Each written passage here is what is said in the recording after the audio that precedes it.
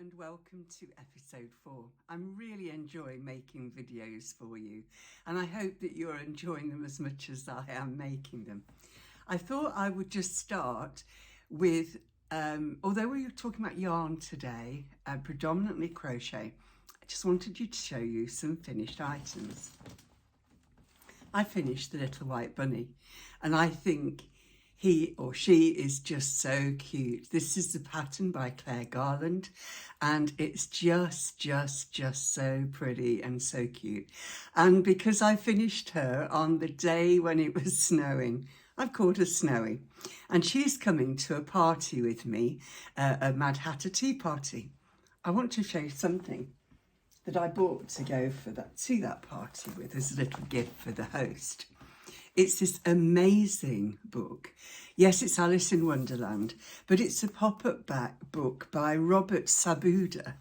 Wow, can I show you a couple of things from it? Look at that. Is that not the most magnificent thing you've seen? And each page is just filled with the story and these wonderful pop-up things. And I take you to the end. Oh, that's not the end. This is the end. And it was this page that I saw on Arne and Carlos's channel. If you don't know them, I'm putting all the links below to everything, so don't be listening too hard.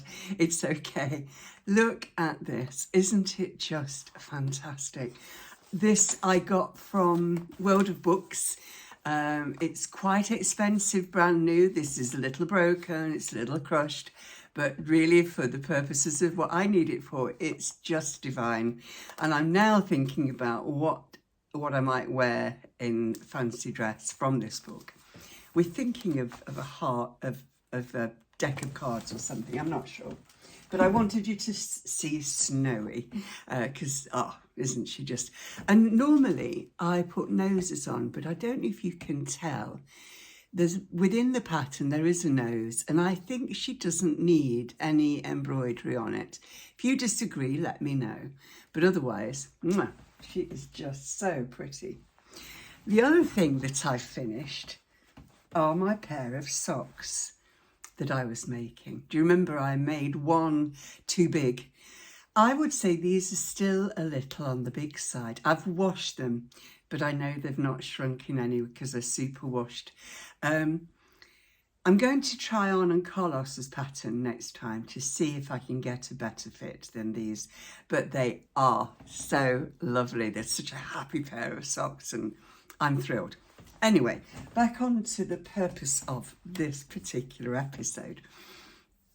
My auntie was a beautiful woman who had a severe, profound learning disability due to trauma as a young baby, a head trauma.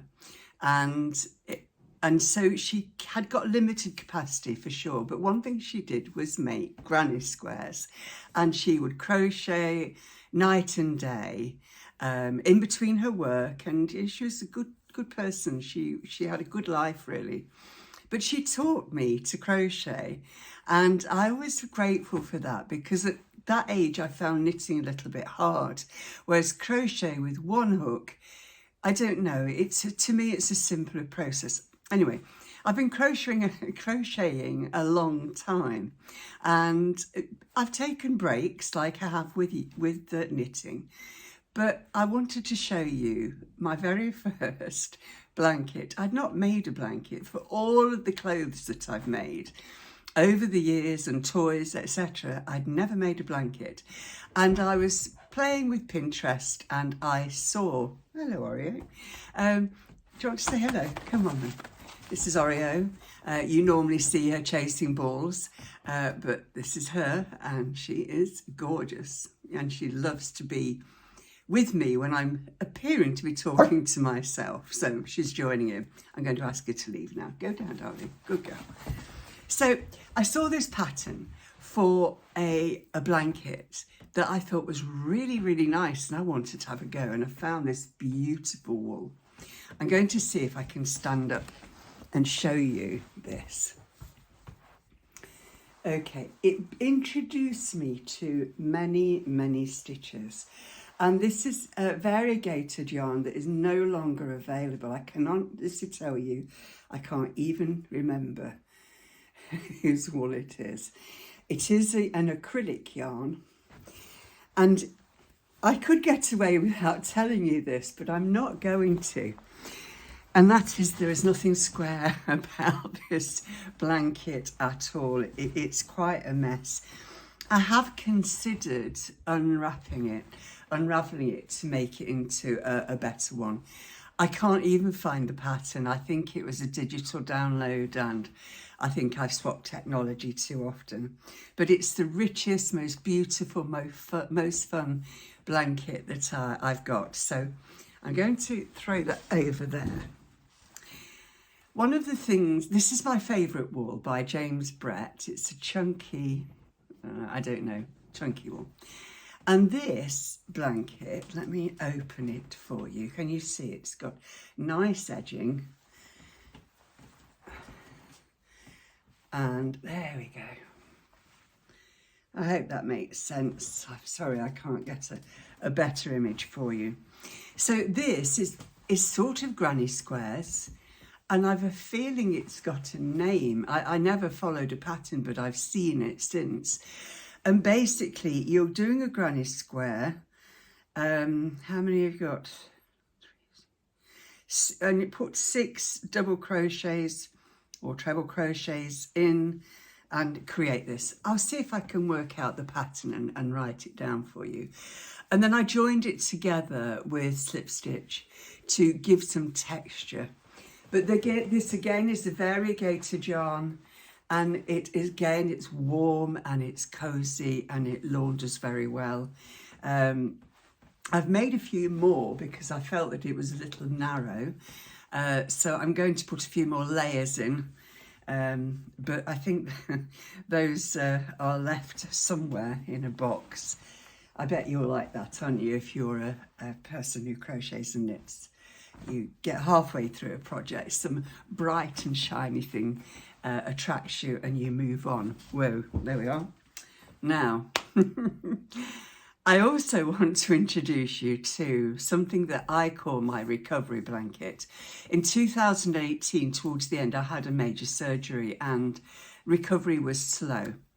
And one of the biggest things about the recovery that really annoyed me was my cognition. Terrible. I couldn't remember many things. So I decided I was going to do something really challenging. And that is why this is called my recovery blanket. It's called Interlocking Crochet. And again, I'll put the book in there. And basically with Interlocking Crochet, you're crocheting 2 different colours along 2 different lines and interlocking them as it makes it clear about.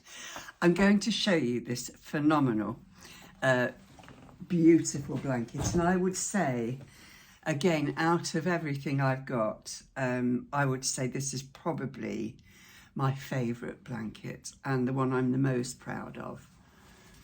And this is it. It's, if you can't tell colour-wise because of your screen, it's cream with this beautiful aubergine purple. And as you can see, it's full of different motifs, butterflies. They all have names and I can't remember what they are. Sunshine, Moroccan tile, which is similar to that blue one, waves, love hearts, and Greek. Oh, how look at it. And again, this is warm, snuggly, and it's just so nice. So when we have guests, not that it's cold in our house, but if they need to snuggle, there's lots of choice in. Where are we now? Okay. The other blanket, which I can't show you because it's with my daughter, is made of, it's called Mosaic crochet, and this was a sample that I made when I was learning this. It sort of has similarities to interlocking crochet, but actually it's much easier. It's less challenging and really beautiful to work with. The blanket that I made was by a lovely lady named Tinna. Again, I'll put the link in for you. And this was the Montana blanket. And oh wow, this the colours, I pretty much made it the same colours, and my daughter absolutely loves it. Even though they live in a very warm environment, they have aircon, so it's nice just to wrap yourself in a blanket now and again. And I do like mosaic crochet very much, and I've done quite a few bits now in that, which I forgot to get out, but I've made a wall hanging. I'll show you shortly. So I found this in my stash, which I can't put a link to, but this is very old. Well, it can't be that old. It must be 70s, because it says price 4p, which was the old 9p. So that's, oh my goodness, I don't think we even go far as that. It's a Coates crochet stitches, and it teaches you how to crochet. And I'm showing you this because I definitely have upskilled myself with the Crochet Crowd, Mikey from the Crochet Crowd, YouTube again, and he is phenomenal at teaching stitches, which I really appreciate, especially if you want to expand your repertoire, or if you've forgotten, which often is the case with me. So this is how we had to learn. There's no need to learn like that. If you're interested in crochet, find Mikey at the Crochet Crowd. There are other crochet teachers, but for me, he's my number one, and he's the one that I would definitely promote. Where are we at now? Let me have a look in my... Okay. One of the things that I learned to do, again on YouTube, and I'm just getting rid of some stuff here, is to create flowers. Don't know if you can see that. Okay, I put a little button on there. And this lady, and I think it's Cheru Knitting, taught me all about how to make these little flowers. These are really, really good to either put on your hair or to tie your scarf in or your hat on. I don't know. I use them for a variety of things. And here we've got a little headband for a child. So there we go. Lots of little flowers. And I do have a book that I bought at a museum that was selling some books.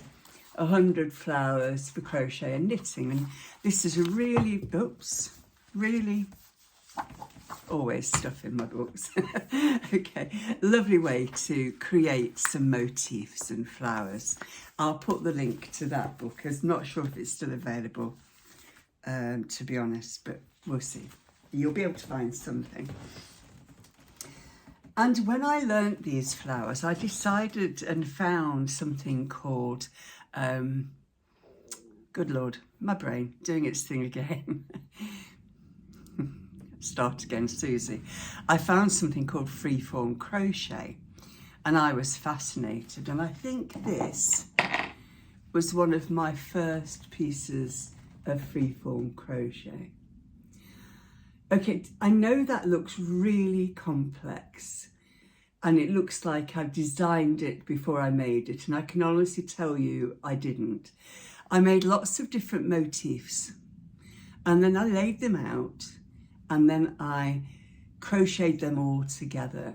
There's been several of these that I've given away as gifts, and they're a really delightful way to join in with other artists, other fibre artists, in small ways, making small things. So that's one.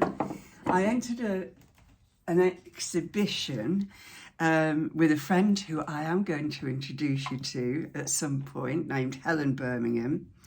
And this was one of my pieces that I exhibited with. And again, this is Freeform crochet on top of a heart. So, okay. So the options for using crochet as an art form, as well as, let me see if I can get this on easily, a freeform cowlette. I'm not sure if that's the right word. You can call it anything you like, really. And basically what we've got here is some loads and loads of different motifs that I then created into a scarf. And this was the leftover yarn. I'm going to spin it so you can see it. The leftover yarn from that blanket I first showed you. So you can literally wear it anyhow you like. Okay. So crochet is so incredibly versatile. And in terms of design, when you get used to freeform, you become quite creative. I really strongly recommend finding a group of women who crochet. It's always useful to be around other people. Where am I? This wasn't freeform.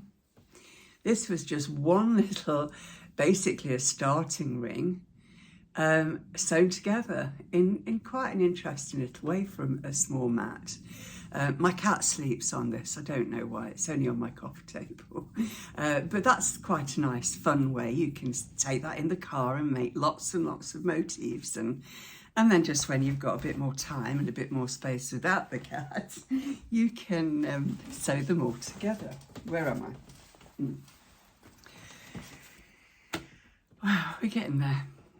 I've got loads more stuff, but I don't know where it all is, to be honest. I make a lot of toys, and I haven't got one here because I've given them away. But this is the book that I use for a lot of my soft toys that I make for charity. I sell them for charity. And sometimes I give them to charities. And all I use is my leftover yarns. I rarely buy yarn for this project, but this is a great book. It means that if I just open it a moment, very basically, all of the animals are the same foundation. So you've got something called standard forms here. And once you've conquered that, you can choose all of the beautiful, amazing patterns that there are in here. I've put the link to this. I know that Kerry has created far more books than this, and highly recommend. So again, link will be below. One of the patterns that I bought was for this. Now this is a very worried person. Okay, and this was for one of my talks, and this was fear. So again, this is Amigurumi. Amigurumi is basically a single crochet into, or a double crochet if British English, it all gets me very confused. Okay, so this is a superb little guy. I love Mr. Fear. I create my own patterns, and this is another little white rabbit. Not that I'm obsessed with white rabbits in any way. Maybe I am, I don't know.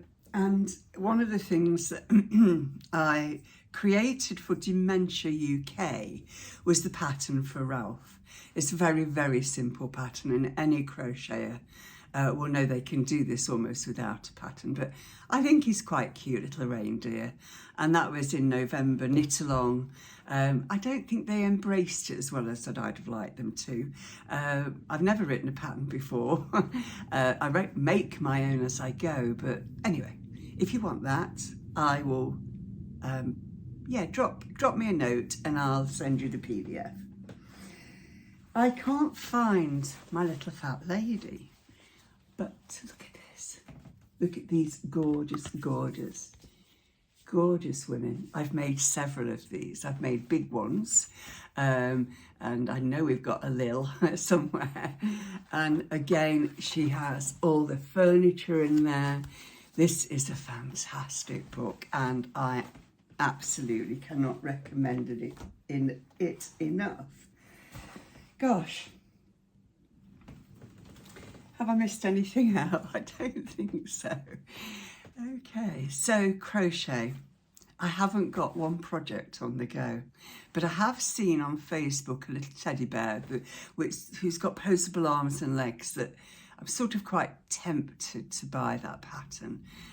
But I've got so many things on at the moment, I cannot be distracted. However, I was a little bit distracted by a lady on YouTube. I quite like folding, origami sort of things, and I've been looking at various things, and this lady was showing me how to make a little box like this. And what she did was create all these little folded up pieces of paper like that. I hope I can do this. And then you just literally unfold it, pop the bottom up, and you've got a beautiful little box.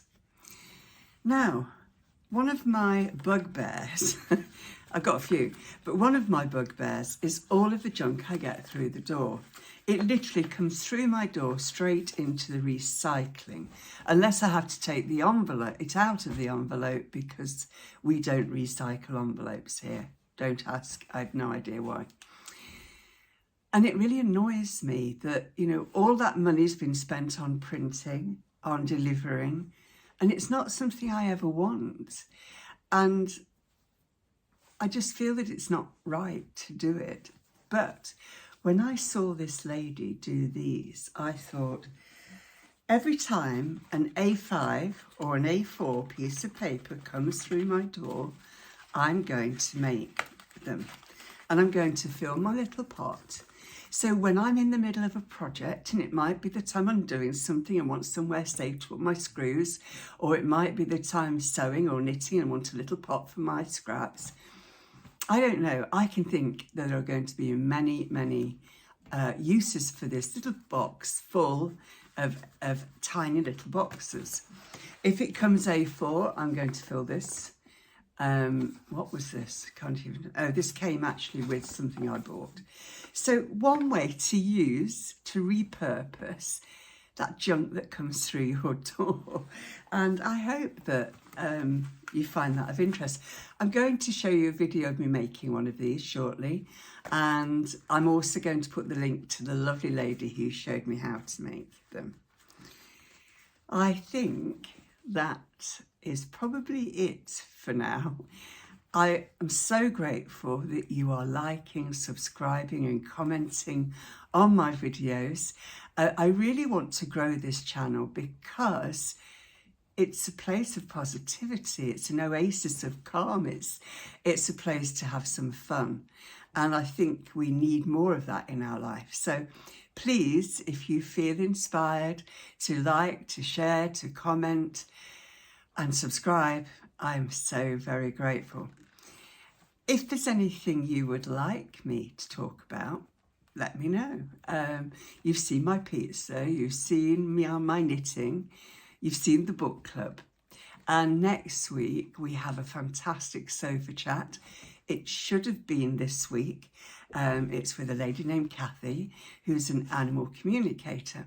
Unfortunately, last Friday, which was the recording day, no, it wasn't Friday. Oh, whatever day it was, the recording day anyway, that my boiler broke, and so I was unable to make that video, which is a shame. But never mind, it's going to be there for you next week. So let's move on, and I'll show you how to make this. And when I finish showing you how to make those little boxes, we'll move on to the meditation. The meditation, I will be knitting Jake's jumper. It's doing really well. I'm really pleased. I'm now out of the colour work and I'm on the straight knitting. I chose to do a twisted knit stitch, and it's twisting. It's not lining up straight. And I remember Katie from the Green Bean saying that you need to go forward and backward with it. Well, it's rather too late, I think, to change it. So unfortunately, I think this jumper will always have a bit of a slant on it. hopefully nobody will notice, but I do hope you enjoy watching me knit as I lead you in a mindfulness meditation. This is just a moment of calm. This is an oasis of calm in your day where you can teach yourself how to manage your anxiety and stress and how you can actually slow yourself down for a few moments. And if you use the model, not necessarily my voice, to support your health and well-being, I'd be delighted. Please have a fantastic week. As the week goes on, I might drop stuff in here, I don't know, or jump on my Facebook page. If you feel inspired to support me, and again, only if it's not going to put any pressure on you financially, you have two options. One is to buy me a coffee at Ko-fi, which again, the link is below, or you can become a patron. And in the Patreon, you will see, because I put a video in last week, you will be able to see the new course that I'm running called Stepping Into Your Power. Now that is a powerful thing to do. So have a look on Patreon and look at the Wisdom Keeper tier to find out a little more. Okay, thank you all for being here. Big hugs to you. I'm going to show you this now, show you a little bit of nature, and then lead you in a meditation. Take care. Thank you. So here we are with one of my old flyers, and you fold it in half and make sure that it's a good fold, and then fold it in half again. And then you open it, and not at the open end, but at the bottom end, you lift that to the line, so that's like that. Does that make sense? Again, make a really good crease and do the same on the other side.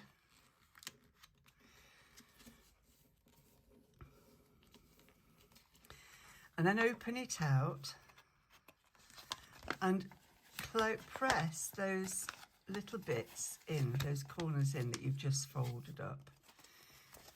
If you can make an aeroplane, you probably can do this quite easily. Okay. And then you fold this corner to the central fold, so that's there. And the same again. And then you fold that over.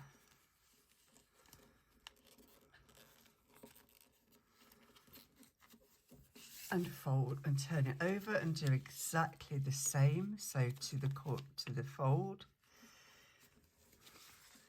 and to the fold and meet that up there. Fantastic. And then fold that over.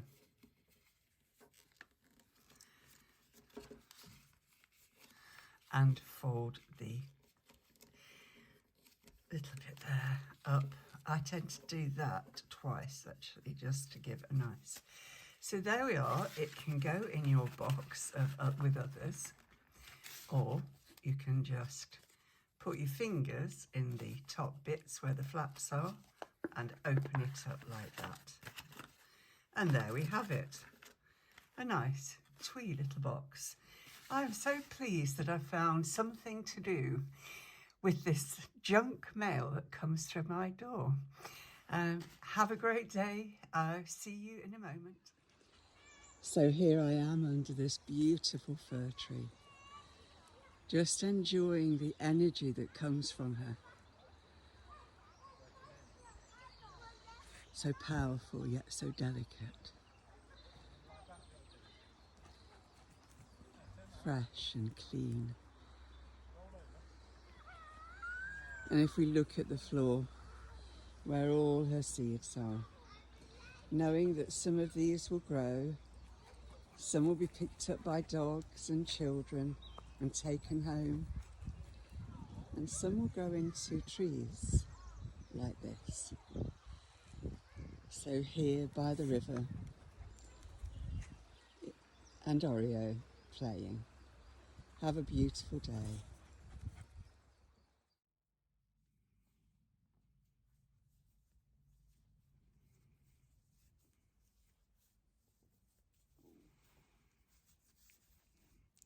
And as you sit quietly,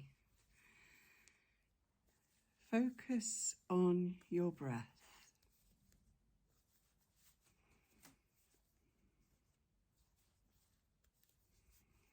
Notice what you notice. And then I'd like you to put your hands on your heart space, about here.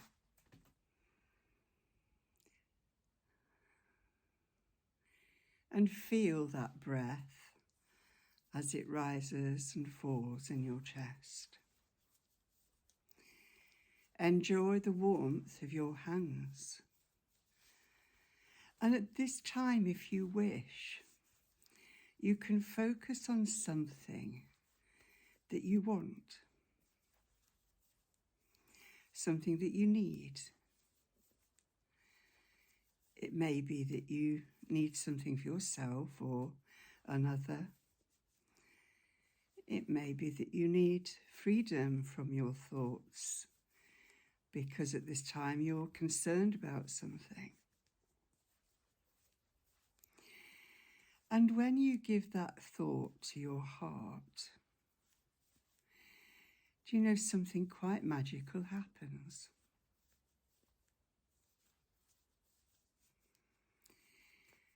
You begin the process of letting go of that need, that want, or that concern. Yes, the concern, need and want are still there. But when you let go of the need to control it, the need for the outcome, and you hand it over to your highest wisdom,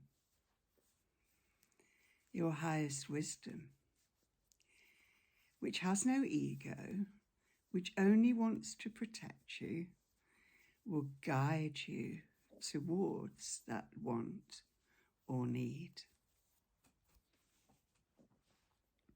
And you will find that you have some peace in your life. You see, we can't navigate all of this world on our own. We need each other. We need our own wisdom and the wisdom of others. And this is why we need connection. These stitches, unless I connect them together, will never be a jumper or a sweater. It's the process of action. And the action of mindfulness is that we actually let go. We say what we need, we say what we want, we share our concern, and then we let go and trust that our highest wisdom will guide us towards the answers.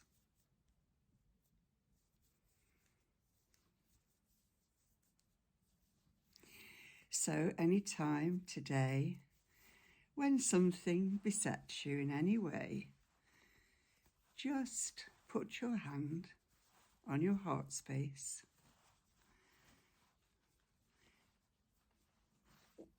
and bring that thought to mind.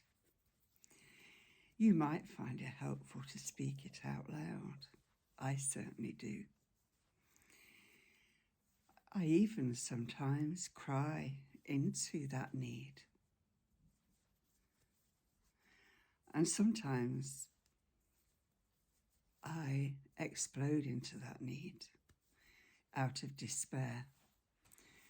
You see, we're human, aren't we? And emotions are such a powerful part of our lives. And although we were taught, many of us, to mind our P's and Q's and to be seen and not heard and to not share our emotions, even if we can't share them with anybody else, we can share them with ourselves.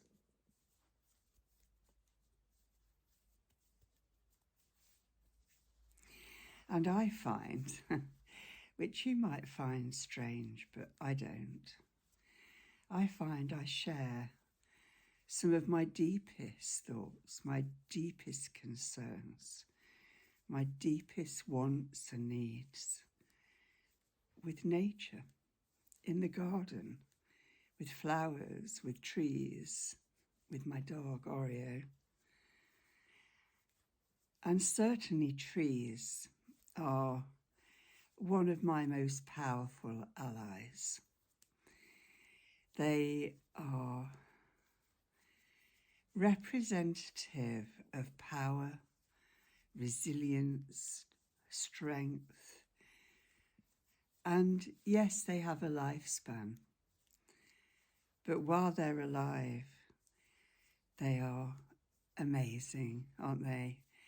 And I could go on for hours, and I won't. This is a mindful moment of mindfulness that has gone on for coming up to 7 minutes. I would love to know if this is helpful to you, if you use this model to support your health and well-being, or if you share this model with your children, your partners, people that are sick, your community, your neighbours. It's a very simple way to make a difference in your life. So I'm going to just leave you now, just bringing yourself back fully into your present moment of now.